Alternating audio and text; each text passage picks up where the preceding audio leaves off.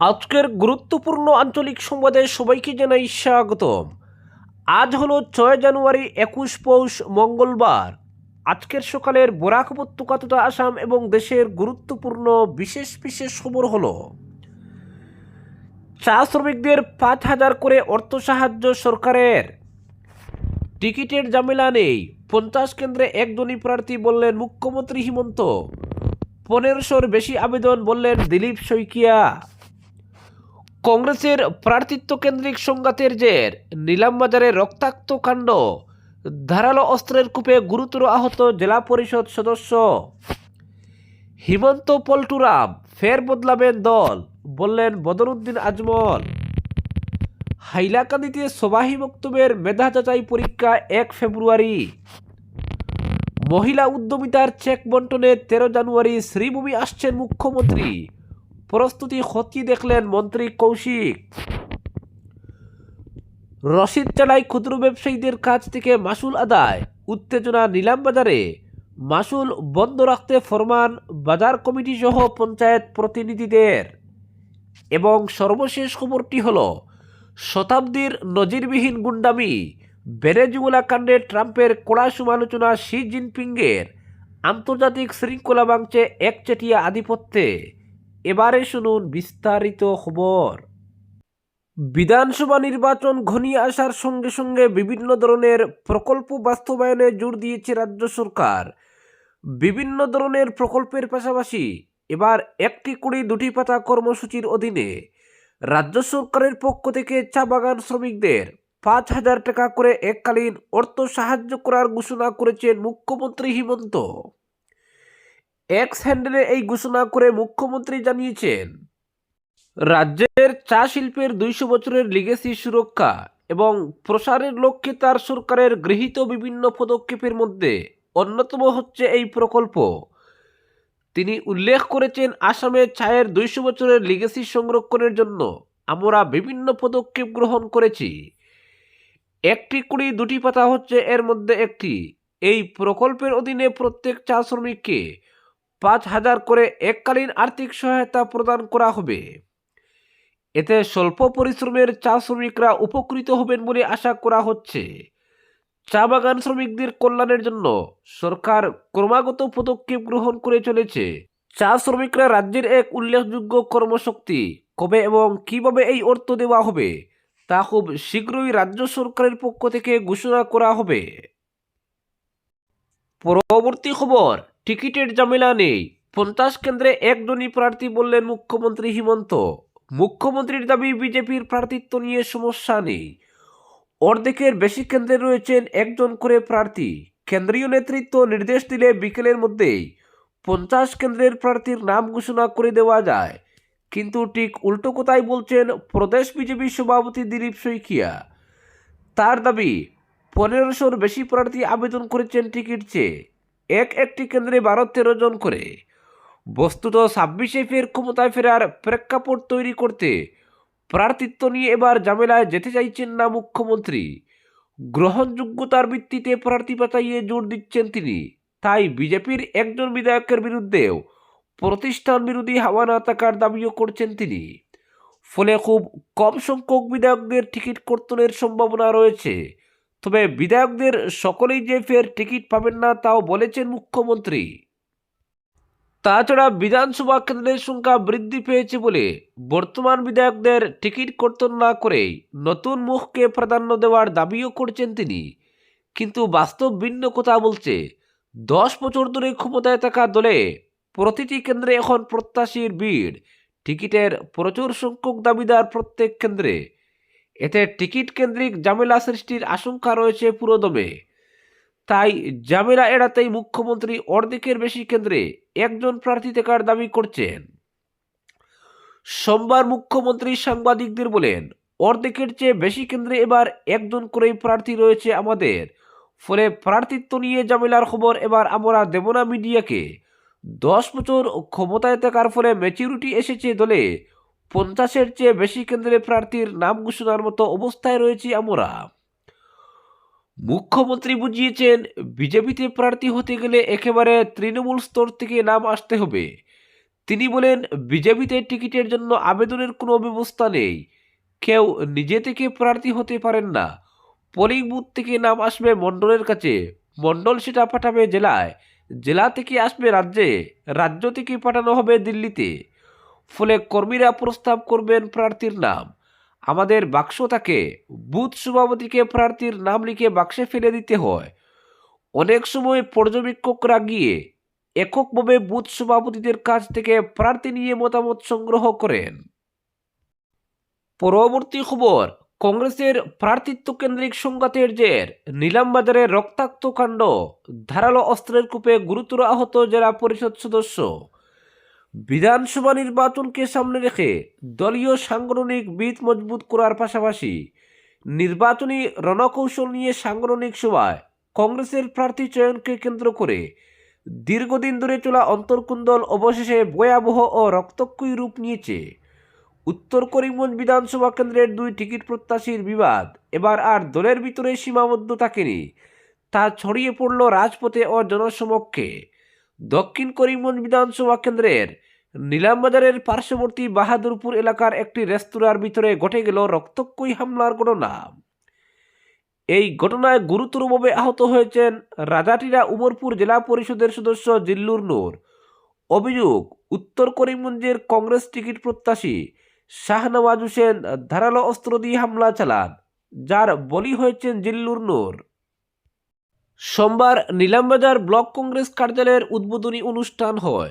জেলা কংগ্রেস সভাপতি তাপস পুরকায়স্থের পৌরোহিত্যে অনুষ্ঠানে এআইসিসির শীর্ষ নেতা বিকাশ উপাধ্যায় এবং জেলা ও রাজ্য স্তরের নেতাদের উপস্থিতিতে সাংগঠনিক পর্যালোচনা সভায় বিস্তারিত আলোচনা করে আসন্ন বিধানসভা নির্বাচনকে সামনে রেখে দলকে অধিক শক্তিশালী করে তুলতে বেশ কিছু পদক্ষেপ নেওয়া হয়। এতে বক্তব্য রাখেন পাথারকান্দির প্রাক্তন দুই বিধায়ক মনিলাল গোয়ালা ও কার্তিক সিনহা। আজাদ হোসেন, আব্দুল ওয়ারিস প্রমুখ ছিলেন জেলা কংগ্রেসের দুই উপসভাপতি সুব্রত দেব ও নবেন্দু শর্মা পুরকায়স্থ। অনুষ্ঠান শেষে বাহাদুরপুর এলাকার একে রেস্তোরাঁয় মধ্যাহ্নভোজনের আয়োজন করা হয়। প্রথম পর্যায়ে রেস্তোরাঁর ভিতরে উপস্থিত ছিলেন কংগ্রেস নেতা আহমেদ সাহিল ও জেলা পরিষদ সদস্য জিল্লুল নূরের সমর্থকরা।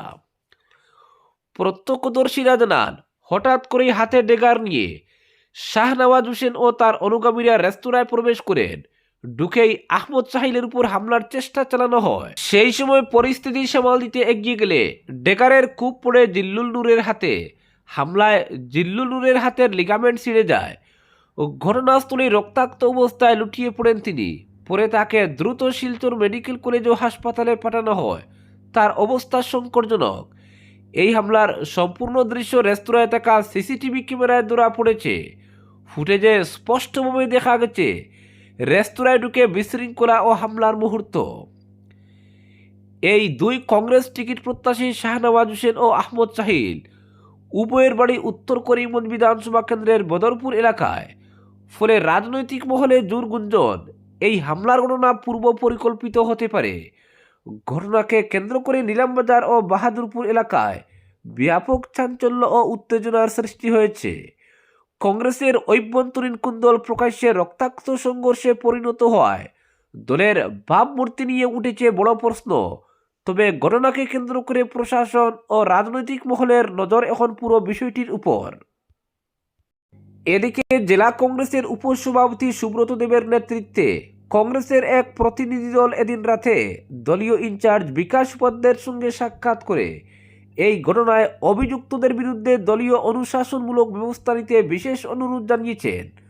অন্যদিকে নাম প্রকাশে অনিচ্ছুক একাংশ কংগ্রেস কর্মীর অভিযোগ, দলীয় অনুশাসনমূলক ব্যবস্থা পুরোপুরি ভেঙে পড়ায় নিলামবাজারে কংগ্রেসে একের পর এক রক্তক্ষয়ী সংঘর্ষের ঘটনা সংঘটিত হচ্ছে। পরবর্তী খবর, মুখ্যমন্ত্রী ডক্টর হিমন্ত বিশ্ব শর্মার নাম পল্টুরাম রাখলেন এআইইউডিএফ সুপ্রিমো ধুবড়ীর প্রাক্তন সাংসদ মাওলানা বদরুদ্দিন আজমল। ফলে রাজ্যে কংগ্রেস বিজেপি বোঝাপড়া রয়েছে বলে মন্তব্য করেছেন তিনি।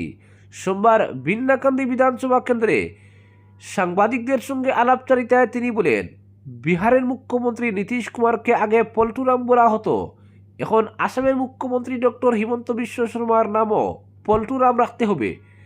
এক সময় তিনি কংগ্রেসে ছিলেন। মুখ্যমন্ত্রী হওয়ার বাসনা নিয়ে বিজেপিতে যোগ দেন। আসন্ন বিধানসভা নির্বাচনে বিজেপি হারলে আর কংগ্রেস জিতলে মুখ্যমন্ত্রী হতে তিনি ফের কংগ্রেসে যোগ দিতে পারেন।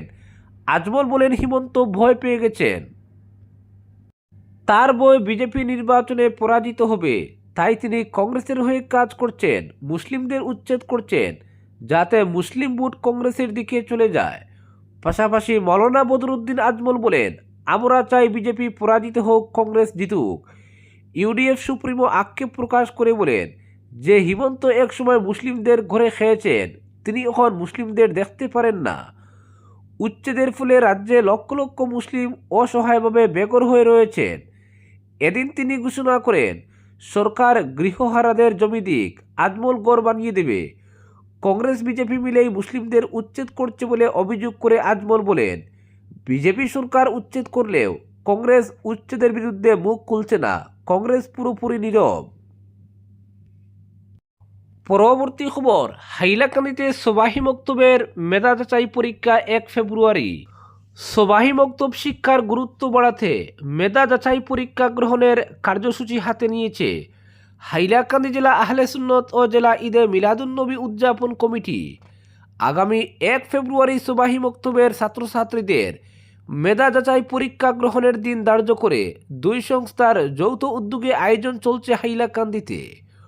অন্তত পক্ষকাল আগে থেকে এর প্রাথমিক স্তরের কর্মসূচি চালিয়ে আসার পাশাপাশি রবিবার সন্ধ্যা রাতে সংস্থাদ্বয়ের জেলা কার্যালয়ে এক প্রস্তুতি সভা অনুষ্ঠিত হয়।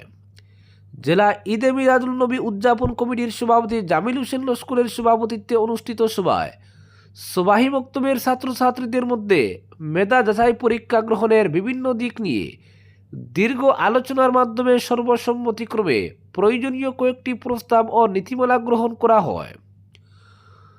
উত্তর পূর্বাঞ্চল আহলে সুন্নাত ওয়াল জামাতের কেন্দ্রীয় কমিটির মুখ্য উপদেষ্টা বিশিষ্ট ইসলামিক চিন্তাবিদ অলিয়ে কামিল শাহ সুফি হজরত আল্লামা সারিমুল হক লস্কর তথা বাসস্ট্যান্ডি হুজুরের পরামর্শ অনুযায়ী আগামী 1 ফেব্রুয়ারি গ্রহণ করা হবে এই মেধা যাচাই পরীক্ষা। প্রস্তুতি সভা শেষে ঘোষণা করেন জেলা আহলে সুন্নত ও জেলা ঈদে মিলাদুন্নবী উভয় কমিটির কর্মকর্তারা। আয়োজক 2 জেলা কমিটির পক্ষে জামিল হোসেন লস্কর সংবাদ মাধ্যমে জানান, 1 ফেব্রুয়ারি সকাল 10টায় এই মেধা যাচাই পরীক্ষা অনুষ্ঠিত হবে আলজামিয়াতুস সারেমিয়াতুস সুন্নিয়া মাদ্রাসায়। 100 মার্কের প্রশ্নপত্রের এই পরীক্ষার সমাপ্তি হবে বেলা 2টায়। এতে ইচ্ছুক সবাহি মক্তবের ছাত্রছাত্রীদের আবেদন গ্রহণ শুরু হয়েছে। আগামী 25 জানুয়ারি পর্যন্ত আবেদনপত্র গ্রহণ করা হবে। পরীক্ষার্থীদের বয়সের ঊর্ধ্বসীমা 13 বছর পর্যন্ত। আবেদনের সঙ্গে ছাত্রছাত্রীদের আধার কার্ড বা ভারতীয় নাগরিকত্বের যে কোনো প্রমাণপত্রের ফটোকপি ও পাসপোর্ট সাইজের ফটো সেটে দিতে হবে। প্রত্যেক সবাহি মক্তব থেকে 5 জন করে ছাত্রছাত্রী আবেদন করতে পারবে এবং প্রত্যেক সবাহি মক্তবের শিক্ষকরা নিজ দায়িত্বে আবেদনকারী পরীক্ষার্থীদের পরীক্ষা কেন্দ্রে আনা নেওয়ার অনুরোধ করা হয়েছে। পরবর্তী খবর, মহিলা উদ্যমিতার চেক বন্টনে 13 জানুয়ারি শ্রীভূমি আসছেন মুখ্যমন্ত্রী, প্রস্তুতি খতিয়ে দেখলেন মন্ত্রী কৌশিক। পৌষ সংক্রান্তির প্রাক মুহূর্তে শ্রীভূমি শহরে আসছেন রাজ্যের মুখ্যমন্ত্রী হিমন্ত বিশ্ব শর্মা। আগামী 13 জানুয়ারি তিনি শ্রীভূমিতে সরকারি স্কুলের মাঠে এক অনুষ্ঠানে অংশ নেবেন। 3 বছরের শুরুতেই তিনি উত্তর করিমগঞ্জের মহিলাদের মুখে হাসি ফোটাতে আসছেন। এদিন মুখ্যমন্ত্রী উত্তর করিমগঞ্জে মহিলা উদ্যমিতা প্রকল্পের চেক বিতরণ করবেন। উত্তর করিমগঞ্জ বিধানসভা ভিত্তিক মহিলা উদ্যমিতা প্রকল্পের অধীনে 14,135 মহিলাকে জনপ্রতি 10,000 টাকার চেক প্রদান করবেন তিনি। মুখ্যমন্ত্রীর এই সফর উপলক্ষে সোমবার শ্রীভূমি জেলা প্রশাসনের সঙ্গে জরুরি বৈঠক করেন জেলার অভিভাবক মন্ত্রী কৌশিক রায়। তিনি জেলা আয়ুক্তের কনফারেন্স হলে জেলা আয়ুক্ত সহ প্রশাসনিক আধিকারিক এবং জেলা বিজেপি নেতৃত্বের সঙ্গে মুখ্যমন্ত্রীর সভা নিয়ে বিস্তারিত আলোচনা করেন এবং জরুরি নির্দেশ দেন। সভায় মুখ্যমন্ত্রীর সফরসূচি নিয়ে বিস্তারিত আলোচনা করেন তিনি। রাজ্যসভার প্রাক্তন সাংসদ মিশন রঞ্জন দাস, জেলা বিজেপির সভাপতি সঞ্জীব বণিক, প্রাক্তন জেলা সভাপতি সুব্রত সহ অন্যরা সভায় উপস্থিত ছিলেন। জানা গেছে মুখ্যমন্ত্রীর হেলিকপ্টার এদিন অবতরণ করবে নীলমণি স্কুলের খেলার মাঠে। এজন্য তৈরি হবে অস্থায়ী হেলিপ্যাড। সফরসূচি অনুযায়ী 13 জানুয়ারি সকাল 10টায় মুখ্যমন্ত্রী শ্রীভূমি শহরে আসবেন। চেক বিতরণের মূল অনুষ্ঠান হবে সরকারি স্কুলের খেলার মাঠে। নীলমণি স্কুলের মাঠ থেকে তার কনভয় চলে আসবে সভাস্থলে। এদিনই সভা শেষে তিনি ফিরে যাবেন। এদিকে সরকারি স্কুলের মাঠে গিয়ে সোমবার মন্ত্রী কৌশিক রায় সব কিছু সরজমিনে খতিয়ে দেখেন। জেলা আয়ুক্ত প্রদীপ কুমার দ্বিবেদী, সঞ্জীব বণিক, সুব্রত ভট্টাচার্য, জেলা ক্রীড়া সংস্থার সুদীপ চক্রবর্তী সহ প্রশাসনিক আধিকারিকদের নিয়ে তিনি মুখ্যমন্ত্রীর অনুষ্ঠানের বিষয়ে পর্যালোচনা করেন। মন্ত্রী কৌশিক মুখ্যমন্ত্রীর প্রবেশপথ, মঞ্চ, দর্শক শ্রোতার বসার ব্যবস্থা প্রভৃতি নিয়ে তাদের সঙ্গে আলোচনা করেন। আজকের বিশেষ সংবাদ এখানেই সমাপ্ত।